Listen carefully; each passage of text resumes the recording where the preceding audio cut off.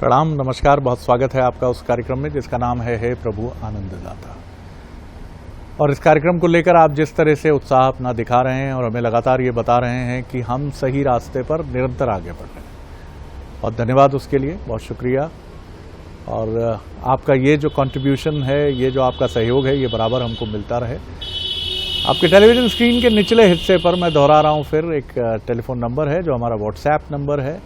कार्यक्रम के अंत में मेल आईडी भी आता है, तो व्हाट्सएप नंबर एक बार और नोट कीजिए, 7000969440 7000969440। ये नंबर आप लगातार देख रहे हैं, इस पर भेज डालिए आपकी जो रिएक्शंस हों, जो प्रतिक्रियाएं हों। और आज इस कार्यक्रम में हम एक बहुत ही दिलचस्प विषय से, जो आप ही की तरफ से यानी आप दर्शकों की तरफ से आया है, और ये जो हमारे दर्शक हैं ये महाराष्ट्र से हैं, अमरावती से हैं, और इन्होंने जो हमें अपना चिंतन, अपनी चिंता हमें भेजी। इनका कहना है कि मैं एक प्रतिष्ठित उद्योग समूह के उपक्रम में अच्छे बड़े पद पर हूँ, एजीएम के पद पर हैं ये। इनका कहना है कि कम से कम 700 लोग मेरे नियंत्रण में हैं, और मैं ऐसा मानता हूँ। बड़ी विनम्रता से इन्होंने कहा है, मुझे बहुत अच्छा लगा इनका व्हाट्सएप संदेश देखकर। इन्होंने कहा कि मुझे ऐसा प्रतीत होता है, क्योंकि ये तो कोई विज्ञ गुरु अभी कोई मिला नहीं है मुझे, सानिध्य में नहीं हूँ मैं किसी के, लेकिन मुझे ऐसा लगता है कि मैं जीवन को धर्म दर्शन की दृष्टि से देखने वाला व्यक्ति हूँ। पूजा पाठ भी करता हूँ, लेकिन कर्मकांड से अधिक मैं ईश्वर के अमूर्त स्वरूप का प्रेमी हूँ। इन्होंने जो अपनी चिंता, या आप उसको कह सकते हैं कि एक परेशानी बताई है, वो ग्रंथि भाव से जुड़ी हुई है। इनका कहना है कि अक्सर मुझे अनुशासन बनाए रखने के लिए बहुत सारे लोगों के साथ डांट डपट का व्यवहार करना पड़ता है, और कई बार ये कहते हैं कि जिसको अंग्रेजी में एक शब्द होता है ऑक्यूपेशनल हैजार्ड, व्यवसायगत बुराई या पेशेगत बुराई, वो मेरे साथ जब मैं सामाजिक परिवेश में होता हूँ वहाँ भी चली जाती है।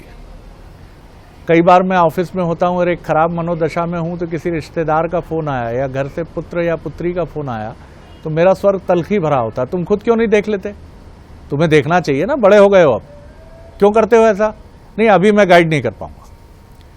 लेकिन इनका कहना है कि ऐसे हर घटनाक्रम के बाद मेरे अंदर एक गिल्ट पैदा होता है, और इन दिनों ये गिल्ट इसलिए भी और बढ़ता चला गया है कि ये सब देखकर समझकर भी मैं किसी भी चीज को ठीक नहीं कर पा रहा हूं। मुझे मालूम है मैं लोगों की स्किल में, उनकी योग्यता में रातों रात सुधार नहीं कर सकता, लेकिन क्या इसका विकल्प डांटना ही है? लेकिन मुझे ये सिखाया गया है कि अनुशासन बनाए रखने के लिए डांटना बहुत आवश्यक है। ये बात मैं अपने अवचेतन में इतनी गहरी धंसा चुका हूं कि मैं इससे निकल नहीं पाता, जबकि मैं हमेशा देखता हूं कि जब भी डांट फटकार होती है तो उसका परिवेश पर बहुत नकारात्मक असर होता है। और कुछ ऐसे लोग भी हैं जो डांट फटकार ना होने पर फायदा उठाते हुए भी प्रतीत हो जाते हैं। ये कह रहे हैं मैं लगातार उलझनों में फंसता चला जा रहा हूं। क्या माफ करना श्रेष्ठ विकल्प है, या अनुशासन के लिए कृत्रिम डांट फटकार भी आवश्यक होती है? लेकिन मैं वो कृत्रिम नहीं कर पाता, मैं असली ही करता हूं, क्योंकि उसका असर मेरे ब्लड प्रेशर पे होता है, मेरे जीवन पर होता है, और मैं उलझता चला जाता हूं। मुझसे कोई प्रेम नहीं करता है। मैं बड़ी कुर्सी पर बैठा हूं, मुझसे अधिकतर लोग चिढ़, घृणा, विद्वेष या डर के भाव से मुझे देखते हैं। मैं चाहता हूं कि उनकी आंखों में मेरे लिए प्रेम हो, लेकिन यह संभव नहीं दिखता है। क्या ये सब कुछ बदल सकता है? क्या मुझे संत में रूपांतरित होना होगा, या किसी मनोचिकित्सक की शरण में जाना होगा?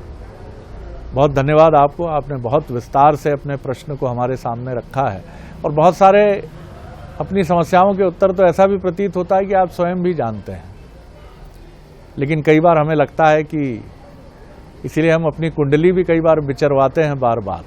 मालूम सब कुछ हमें है, लेकिन जब कोई विज्ञ ज्योतिष मुस्कुरा के कह देता है क्रोध बहुत आता है आपको, तो हम थोड़ा झेपते हैं, लजाते हैं, मुस्कुरा के कहते हैं हाँ गुरुजी अब कभी कभी करना पड़ता है, आजकल आवश्यक है ये भी। पत्नी से संबंध थोड़े और मधुर करिए, तब आप झेप जाते हैं, लजा भी जाते हैं।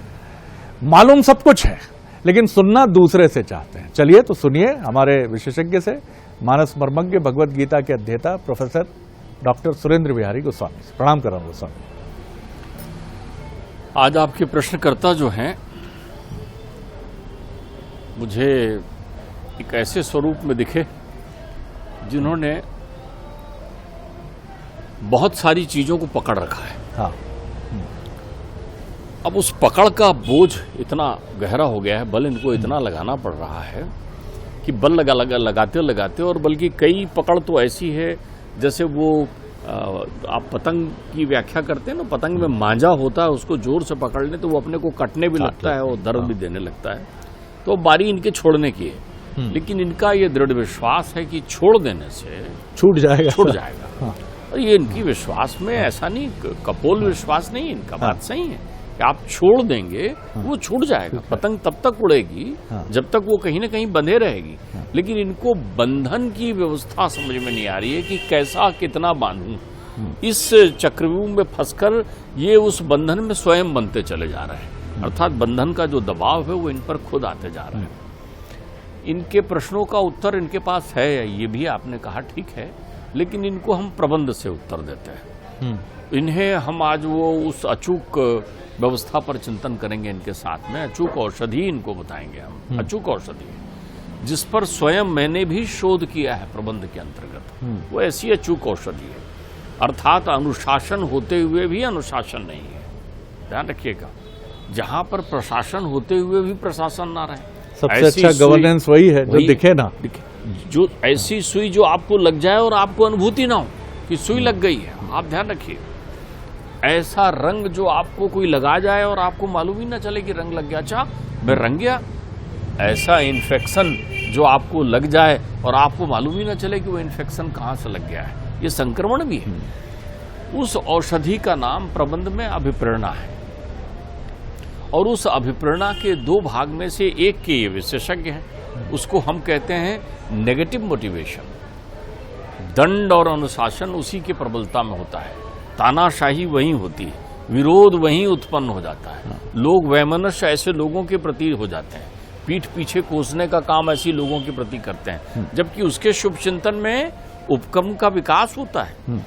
ये जितने भी प्रकार का अनुशासन, एक पिता और एक माता, घर में दोनों में से कोई ना कोई पॉजिटिव और नेगेटिव मोटिवेशन के उदाहरण होते हैं।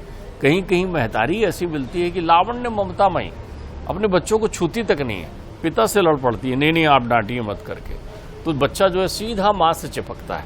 फिर माँ धीरे से कहती है उसको, सुनो बाबूजी जब डांटे तो तुम चुप रहा करो, कुछ ना बोला करो, बाबूजी तुम्हारे भले के लिए बोल रहे हैं। तो बच्चा फिर बाबूजी के डांटने पर चुप रहना सीख जाता है। देखिए, ये उनके पास पॉजिटिव मोटिवेशन है और बाबूजी के पास नेगेटिव मोटिवेशन है। कल कहा था ना मत करना, फिर किया, लगाऊं।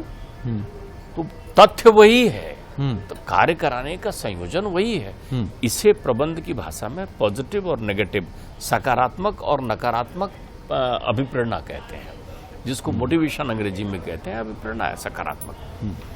शरद जी, इसका प्रयोग करने का निश्चय जब मैंने लिया तो मैं स्वयं ऐसी संस्था पर पहुंचा, और संयोग से वो संस्था के जो बैंक प्रबंधक थे वो मेरे बड़े अच्छे मित्र थे। अब तो वो रिटायर हो गए हैं, लेकिन उनको भी ये घटना स्मरण आ जाएगी यदि वो ये देख रहे होंगे, तो मैं उनका नाम नहीं ले रहा हूँ। तो हमने इसका प्रयोग करने का निश्चय किया कि भाई ये देखें तो सकारात्मक प्रबंधन कैसा है। इसके दो बड़े उदाहरण मेरे सामने हैं जिसका प्रयोग पूरा 100% सफल हो जाता है। तो आपके प्रश्नकर्ता देखें कि कैसे वो लोकप्रिय हो सकते हैं। एक कस्बाई बैंक में एक प्रबंधक की नियुक्ति हुई। वो कस्बा मेरा ही था, मैं वहीं रहता था। तो मेरे क्लास फेलो थे वो, बैंक में जो मैनेजर होकर आए, तो उन्होंने आते ही मुझसे संपर्क किया। तो मैंने कहा बधाई हो, आप मेरे नगर में आ गए हैं और यहाँ के आप प्रबंधक हो गए हैं, बहुत अच्छी बात है। लेकिन आते ही उन्होंने मुझे कहा, मायूस चेहरा था उनका, कि क्या मतलब ऐसी शाखा में आया हूँ जहाँ पर हमको FIR करना पड़ता है, मारपीट होती है, रोज लड़ाई होती है। मैंने कहा बाहर वालों से? अरे बोले बाहर वालों से नहीं, मेरे यहाँ ही ये गुंडा की तरह व्यक्ति रहता है, वो किसी के साधे नहीं सध रहा है। तो मैंने कहा फिर क्या है, उसको यहाँ से ट्रांसफर कर दो। बोले वो जनप्रिय है, जो व्यक्ति है वो लोकप्रिय है। ध्यान रखिए, ये जो लोग आपके यहाँ मजदूर बनकर काम करते हैं, ये आपके पास जी हजूरी करते हैं। बाहर उनका स्वरूप आपकी तरह नहीं होता, आपसे जो संवाद कर रहे हैं वैसा नहीं होता। बाहर उनमें से बहुत सारे लोग लोकप्रिय होते हैं, जनप्रिय होते हैं, परिवार उनका प्रतिष्ठित होता है, वो वहाँ काम करने आते हैं आपके पास में, लेकिन बाहर उनका एक समग्र रूप है। तो तुम जब बाहर निकलोगे तो उनसे चूंकि बैर ले लिया है तुमने अनुशासन का दंड दिखाकर, तो बाहर तुम्हारा सम्मान सुरक्षित नहीं रहता। तो उन्हें अनुशासन में भी रखना है, उन्हें अधीन भी रखना है, उनसे काम भी लेना है और उनसे सम्मान भी चाहिए। तो मैंने कहा कौन है वो? मैं भी अपने गांव में रहता नहीं था, बाहर पढ़ता था, तो मैं वहां आया। तो मैंने कहा साहब मेरे गुरुदेव ने मुझे प्रबंध पर ये सकारात्मक मोटिवेशन बताया है, कल हम उसका उपयोग करते हैं, मैं आऊँगा आपके यहाँ। मैं उनके बैंक में पहुँचा, वहाँ काम करने वाला एक व्यक्ति जो वहाँ मुख्य क्लर्क था, वहाँ का अकाउंटेंट या मुख्य क्लर्क रहा होगा, वो व्यक्ति था बड़ा उद्दंड और मैनेजर से तू मैं में बात करता था, और कोई भी ऑर्डर उसे दे तो वो अपनी स्वेच्छाचारिता में रहता था, करूं या ना करूं मेरी मर्जी, वो मना कर देता था, कभी आए कभी ना आए। तो मैं उनसे मिला, मिल के मैंने उनके चेंबर से कहा कि वो व्यक्ति कौन है। बोले आपको ज़्यादा तकलीफ नहीं करनी पड़ेगी, आप देखिए बाहर परिवेश में। मैंने देखा तो एक आदमी सिगरेट पीता हुआ अपने दोनों पैर टेबल में रखकर बैठा था उस बैंक में। मैंने कहा यही है वो व्यक्ति? बोली यही है वो व्यक्ति। मैंने उनसे नाम पूछ लिया। अभी उदाहरण के लिए मैं नाम कोई अंकित कर देता हूं ताकि मेरा उदाहरण अच्छा हो जाए कि उसका नाम प्रकाश था। उन्होंने कहा यही है वो प्रकाश। मैंने कहा चलिए आप मुझे बाहर तक छोड़िए। बोले मैं तो वैसे ही छोड़ता। बोले नहीं मेरा शोध प्रारंभ। तो बोले मुझे क्या करना है? मैंने कहा प्रकाश के पास खड़े होकर प्रकाश की प्रशंसा करनी है। उन्होंने कहा वो कैसे संभव है? मैंने कहा मैं आपसे बतिया रहा हूँ, मेरे पीठ के पीछे प्रकाश होगा। तो बोले नहीं वो मुझे देख लेगा। तो मैंने कहा आपकी पीठ के पीछे प्रकाश होगा, मैं आपसे बतिया रहा हूँ। बोले ये हो सकता है। अब हम गए तो वो चलते चलते प्रकाश की तरफ, प्रकाश की कुर्सी के पास पहुंचे। प्रकाश टस से मस नहीं हुआ, हिला तक नहीं, वैसे ही बैठा था। अब उनके पीठ करके मैनेजर साहब खड़े हो गए, मैं उनके सामने। प्रकाश मुझे दिखाई पड़ रहा था। मैंने उनसे कहा यार हमने सुना है आपके बैंक में कोई एक क्लर्क है जो बड़ा बदतमीज है और अच्छे से काम नहीं करता, बैंक में लड़ाई झगड़ा करता है, बड़ा परेशान करता है। तो मैंने कहा यार आप ऐसे आदमी आपके बैंक में कैसे हैं? बोले नहीं गोस्वामी जी आप गलत कह रहे हैं, ये लोगों ने भ्रांति फैला रखी है। प्रकाश निहायत ही अनुशासन प्रिय और अच्छा व्यक्ति है, मैं उसे जानता हूं, मैंने उसके बारे में समझ लिया है। जैसे ही उनका ये कहना हुआ, प्रकाश के दोनों पैर जो हैं वो टेबल से नीचे आ चुके थे। प्रकाश के हाथ का सिगरेट बुझ चुका था। प्रकाश कान लगाकर उनकी बातें सुन रहा था। वो कह रहे थे कि उनमें इतनी प्रतिभा है प्रकाश में, यहाँ लोग उसको समझना नहीं चाहते, सुनना नहीं चाहते, उसके पास कितना अनुभव है, इस उपक्रम को वो कहाँ पहुंचा सकता है, कहाँ से कहाँ। और मेरा पूरा ध्यान रहेगा अब आने वाले समय में गोस्वामी जी कि मैं प्रकाश के व्यक्तित्व का पूरा उपयोग करूं। वो अत्यंत लोकप्रिय है, वो बैंक का काम बढ़ा सकता है। प्रकाश खड़ा हो चुका था अपने स्थान पर। मैंने कहा मैं प्रकाश से मिलना चाहता हूं, कहाँ है ऐसा व्यक्ति? उन्होंने कहा मैं देखता हूं। जब तक पीछे से आवाज आई, सर मैं यहीं खड़ा हूं सर, मैं प्रकाश हूं। अरे अरे आओ प्रकाश, बोलो ये फलाने हैं, ये फलाने हैं। और बड़े प्यार से उन्होंने हाथ उनके ऊपर फेरा और मेरे को छोड़ने चले गए। उन्होंने कहा अब मुझे क्या करना है? मैंने कहा अब आपको कुछ नहीं करना है, जो कुछ करेगा प्रकाश करेगा। सारे महत्वपूर्ण दायित्व प्रकाश को देना शुरू करें, उसको इसी मोटिवेशन पर लेकर चलें। वो मैनेजर साहब 5 वर्ष तक वहां रहे। उन्होंने उस प्रकाश के भरोसे प्रत्येक व्यक्ति के घर में खाता खुलवा दिया। केवल प्रकाश को एक आत्मसम्मान की आवश्यकता थी। तो अनुशासन का कोई भी दंड जो किसी के आत्मसम्मान को ठेस पहुंचाए वो नकारात्मक हो सकता है। इसमें एक चीज और है गोस्वामी जी, एक प्रश्न और है मन में कि जिस काम के लिए हम मन से राजी ना हो, चाहे वो हम अनुशासन के नाम पर करें सख्ती से, या फिर हम किसी से सुनकर या प्रबंधन की कोई किताब पढ़कर करें, लेकिन हम खुद उससे कन्विंस नहीं हैं, और अगर हमारा मन ही हमसे कह रहा है कि नहीं नहीं तुम्हारा ये तरीका शैली ठीक नहीं है, तो क्या उसको बदलना ही उचित है? बहुत सुंदर आपने प्रश्न किया है और इसका उत्तर भी आपके प्रश्न में छुपा हुआ है कि आप अपने मन को बहुत मान रहे हैं, आप अपनी समझ को बहुत मान रहे हैं, आप अपने आप को बहुत अच्छा मान रहे हो कि मेरा मन नहीं बोल रहा है, तो आपका मन ना हुआ सत्यमूर्ति हो गया। आपने ये सोच लिया है कि जो मैं करता हूं वही सच है, बाकी जो करते हैं वो गलत है। ध्यान रखिए, अनुशासन दूसरों पर नहीं, सबसे पहले स्वयं पर चलाइए। आत्मचिंतन की विषय वस्तु इसलिए बनी है, ये तो धर्मावलंबी है, ये तो आत्मचिंतन करते हैं, इनको पीड़ा है, इनके अंतर मन में कष्ट होता है। जब ये किसी के विरुद्ध कार्रवाई करते हैं या किसी को डांटते हैं तो तकलीफ होती है। कितने सुंदर संवेदनशील मन के हैं, तो एक दिन इसी मन को ये गोते लगवाएं और चिंतन करें तो इनको स्वयं आत्मा अनुभूति हो जाएगी कि ये किन प्रक्रियाओं का उपयोग करें। आपने अभी एक बहुत अच्छी बात कही थी शरद जी, कि सारे प्रश्नों के उत्तर हम स्वयं जानते हैं, हमारा मन बता देता है कि हम कहाँ सही हैं कहाँ गलत हैं। आप एक बात समझिए, अब वो जमाना चला गया जब व्यक्ति केवल दंड के भरोसे काम करता था। साम, दाम, दंड, भेद, ये चार हैं हमारे यहाँ अनुशासन के पहलू। तो सबसे पहले साम है, साम मोटिवेशन का अस्त्र है, समझाई, समझाना, समझाने के अलग अलग तरीके हैं। फिर दाम है, अरे भाई आप दाम का नेगेटिव उपयोग, तुम्हारी तनख्वाह काट लूंगा, आप इस दिशा में यदि चल रहे हैं तो आप कष्ट में रहेंगे। आपने कहा अरे तुम बहुत अच्छा करोगे तो बढ़िया रहेगा। आप देखिए दाम में दोनों भाव आ जाते हैं, प्रत्यक्ष दाम भी, अप्रत्यक्ष दाम भी। जब तक कमला आपके घर काम करने वाली कमला नौकरानी थी तब तक आपके घर में पोछा अच्छा नहीं लगता था, लेकिन जिस दिन आपने कमला मौसी, कमला दीदी बना लिया तो पोछा अच्छा लगने लगा ना। बहुत सुंदर बात है, बहुत दाम तो आपको करना होगा। रामू काका बना लिया ना आपने अपना, तो आप सौंपिए ना, आप जिम्मेदारी सौंपिए। मैं कह रहा हूं नुकसान होगा तो अभी कौन सा फायदा हो रहा है आपको, अभी कौन सा फायदा हो रहा है? आप नुकसान की कीमत और होने वाले फायदे को देख लीजिए। जब अगर फायदा नहीं हो रहा है तो नुकसान की कीमत पर फायदा होना शुरू होगा।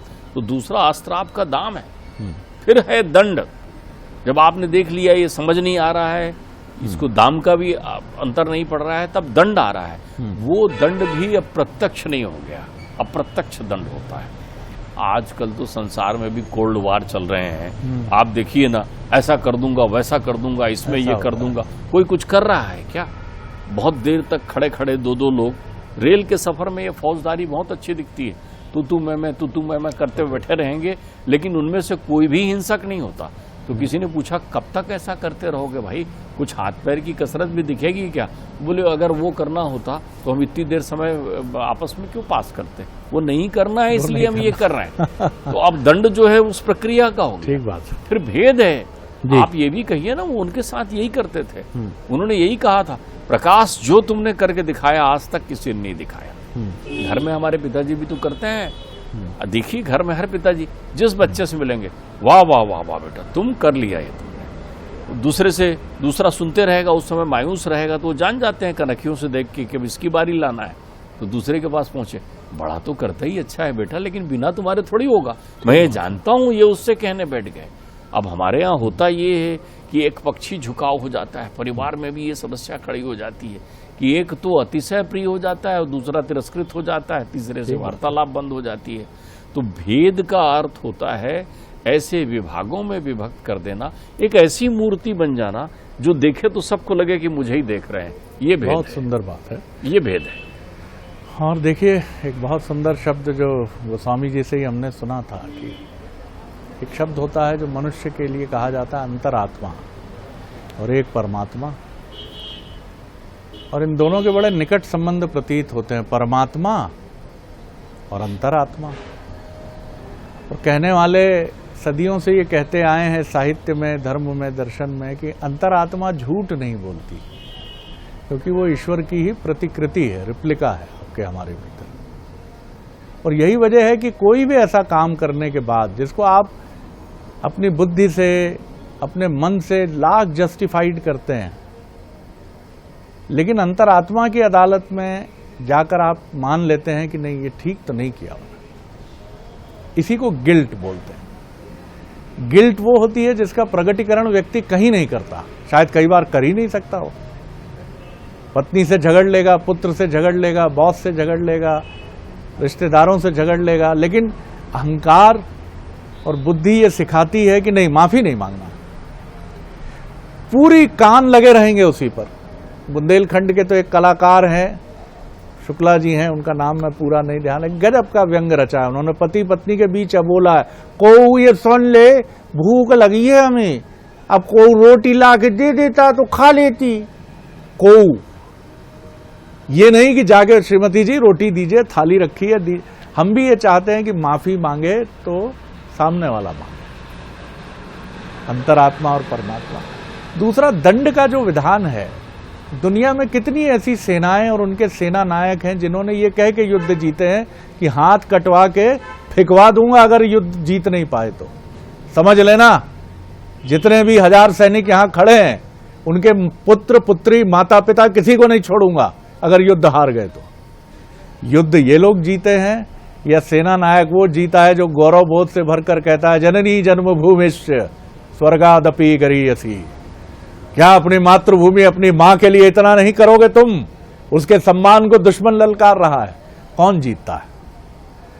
आप मोटिवेशन, ये बिल्कुल सही बात है कि कुछ प्रतिशत लोग ऐसे हैं जो न साम से प्रसन्न होते हैं, न दाम से प्रसन्न होते हैं, न दंड से भयग्रस्त होते हैं और न किसी और चीज से डरते हैं। उनको बुद्धि का अजीर्ण इतना अधिक होता है कि आप उनसे प्रेम से बात करते हैं तो वो उनको कपट लगता है, आप उनको धन देते हैं तो ऐसा लगता है कि उनकी प्रतिभा बहुत बड़ी है, आप उनको दंड देते हैं तो वो दूसरे विकल्पों की तरफ चले जाते हैं, आप उनको भय दिखाते हैं तो वो आपको भय दिखाने की कोशिश कर। ऐसे लोगों को छोड़ दीजिए, उनसे युद्ध करने की, उनसे मल्ल युद्ध में जाने की क्या आवश्यकता है?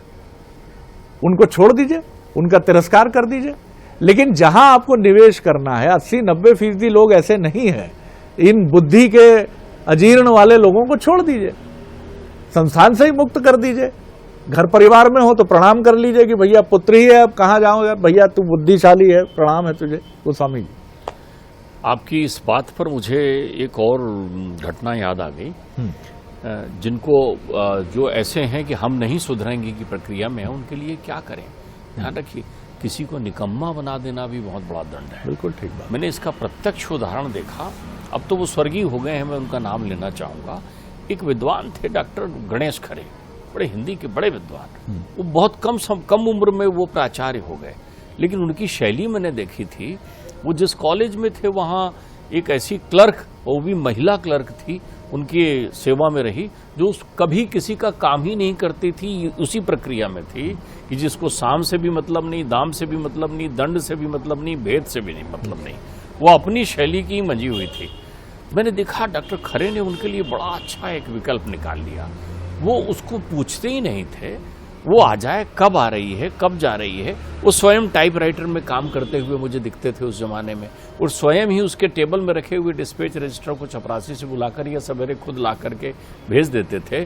और वो आती थी तो वो बोलती थी देर से आने के बाद, सर वो नहीं कोई बात नहीं, सब ठीक है ना, हो जाएगा, कोई बात नहीं है। कुछ दिनों बाद ये हुआ कि उसके पास कोई काम ही नहीं था। एक दिन वो डॉक्टर खरे के पास आई और उनसे उनके सामने फूट कर रोने लगी। बोले सर, मैं इतनी भी निकम्मी नहीं हूँ कि आप मेरे को कोई काम ना दें। मुझसे अपराध हुए हैं, मैं जानती हूँ, लेकिन मेरा दिमाग थोड़ा पारिवारिक कारणों से खराब रहता था, मुझे काम दीजिए ना। तो बोले मैंने तुमसे काम कब छीना है, वो तो तुम्हारी टेबल में रखा हुआ है, मैं तो तुम्हारे लिए सहयोग करता हूँ काम करके, लेकिन काम करने से ना कोई छोटा होता ना कोई बड़ा होता। तो हर कार्यालय में, हर ऑफिस में, हर क्षेत्र में रुपए में 70% लोग काम के प्रति आनंद की अनुभूति करने वाले नहीं रहते। 10-20% लोग हैं जो काम में आनंद की अनुभूति करते हैं और जिसके कारण से उपक्रम और संस्था चलती है। तो हमारा ध्यान उन 10-20% लोगों में होना चाहिए। व्यर्थ तनाव उन 70% लोगों में न करिए, प्रेरणा बनाइए उन्हें कि वो स्वयं काम करने लग जाए। तो कितनी सुंदर बात है कि कई बार इन 70% लोगों के लिए आप उन 20% लोगों को या 30% लोगों को खींचना शुरू कर देते हैं जो आपके संस्थान की रीढ़ की हड्डी होते हैं। आपका परसेप्शन ऐसा हो जाता है कि ये दुनिया में सब ऐसे हैं, क्योंकि आप बहुसंख्य लोगों को देख लेते हैं कि उनका काम के प्रति ध्यान नहीं है। तो बेहतर यही है कि जिन पर फोकस करना है। मैनेजमेंट का सिद्धांत भी ये कहता है कि जिन पर परिवार में भी 3 पुत्र हैं, आपका ध्यान सबसे अधिक किस पे रहता है? जो सबसे जीनियस होता है, मेधावी होता है, जो शुरू से स्कॉलरशिप लेता है, जिसके लिए आपको मालूम है कि यूरोप के किसी श्रेष्ठ विद्यालय में भी नाम मात्र के धन पर उसका एडमिशन हो जाएगा। आप अपने उस पुत्र के लिए या पुत्री के लिए प्रयास नहीं करते जो अपेक्षाकृत उससे बहुत नीचे होता है। आपको मालूम है कि ये नहीं कर पाएगा, तो आप उसके लिए साधारण कॉलेज में एडमिशन हो जाता है, उसको चलाते हैं। तो ये जीवन का सिद्धांत है कि जिसके पास सर्वश्रेष्ठ है, निवेश उसी पर होना चाहिए। इसमें कोई भेदभाव नहीं है, इसमें कोई ऐसी चीज नहीं, क्योंकि ये हमारे घर में भी होता है। कैप्टन वही बनता है जिसके भीतर सबसे ज्यादा प्रतिभा होती है। समाजवाद ये नहीं लागू किया जाता कि हर मैच में 11 खिलाड़ी हैं क्रिकेट के तो हर आदमी कैप्टन होगा। हॉकी के 11 प्लेयर हैं तो सब एक एक करके एक एक मैच में क्रमशः समाजवाद को अप्लाई करते हुए हर आदमी के साथ समान व्यवहार है। पता नहीं कौन क्या कर जाए, नहीं। जिसमें प्रतिभा है, निवेश उधर ही होना चाहिए। यही नियम है संसार का। पात्र और सुपात्र कुपात्र इसीलिए कहे गए हैं। तो सुपात्र पर ध्यान केंद्रित करिए, और जो सुपात्र नहीं है उनकी पीड़ा सुपात्रों की तरफ तो मत ढकेल दीजिए। बहुत धन्यवाद गोस्वामी जी, प्रणाम करता हूं। अगले एपिसोड में एक और नया विषय लेकर उपस्थित होंगे। प्रणाम, नमस्कार।